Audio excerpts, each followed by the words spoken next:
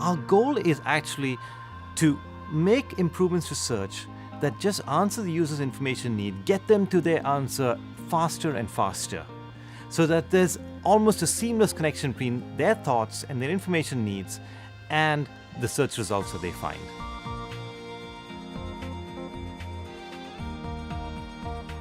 Well, Google was started based upon algorithms that Larry and Sergey developed in Stanford called the PageRank algorithm. And they used that algorithm to indeed build a very novel way of searching the web. What was happening at that point was there was this huge explosion of content on the web, a bigger explosion of information than had ever happened before, and it was getting increasingly hard to find the piece of content you wanted.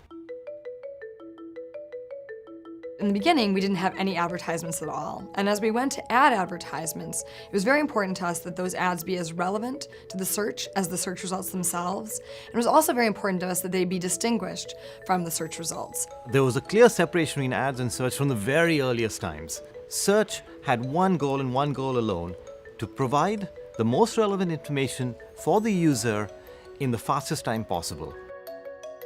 In 1999 and 2000, we had a search engine that worked wonderfully, and it worked wonderfully for web pages. But one of the things we saw was as Google got better and better, users expected more and more from it. They didn't want just web pages.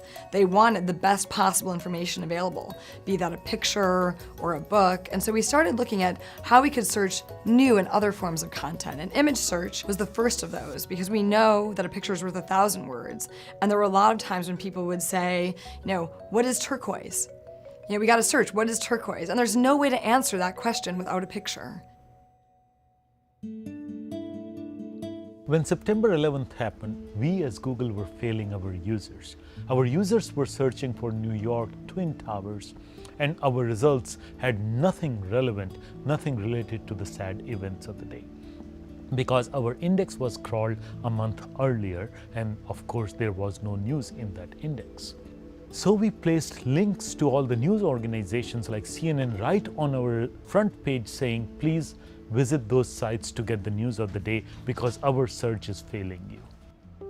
My friend Krishna and I were attending a conference at the time, and Krishna started thinking about the problem, saying if we could crawl news quickly and we can provide multiple points of view about the same story to our users, wouldn't it be amazing? That was the birth of Google News specialized search service. Well, in 2002, one of the trends we started to see was that the web had become a lot more rich. More images, more video, different kinds of content. And we started to realize that our users expected Google to be able to find something if it existed on the web. They didn't care if it was text or a web page or news. They wanted it all in one place. And so we came up with this notion of universal search. The idea that you could just go to Google and no matter what type of content it was, we could find it. One of the challenges that came up in universal search is that we were really comparing apples and oranges. You can imagine these apples are web pages, and you can imagine an orange would be an image. When we look at ranking images, we know what the aspect ratio of an image is. How big is the image? How many pixels this image is it a black and white image or a colored image? And all these signals are only relevant to images but are not relevant to web pages.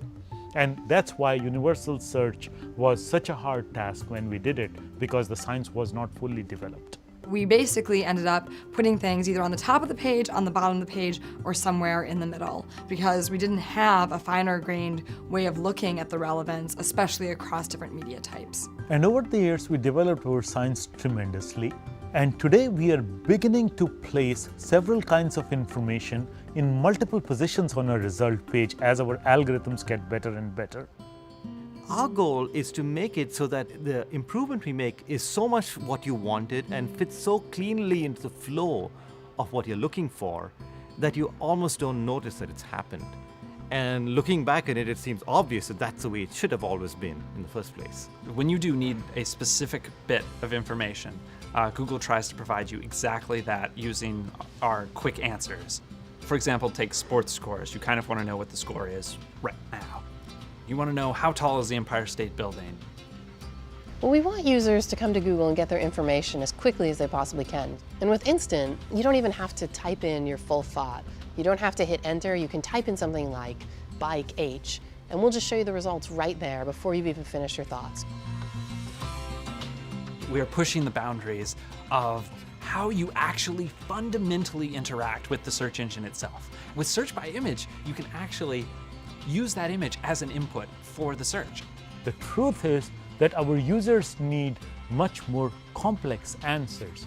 My dream has always been to build the Star Trek computer, and in my ideal world, I would be able to walk up to a computer and say, hey, what is the best time for me to sow seeds in India, given that monsoon was early this year? And once we can answer that question, which we don't today, people will be looking for answers to even more complex questions. These are all genuine information needs, genuine questions that if we, Google, can answer, our users would become more knowledgeable and they would be more satisfied in their quest for knowledge.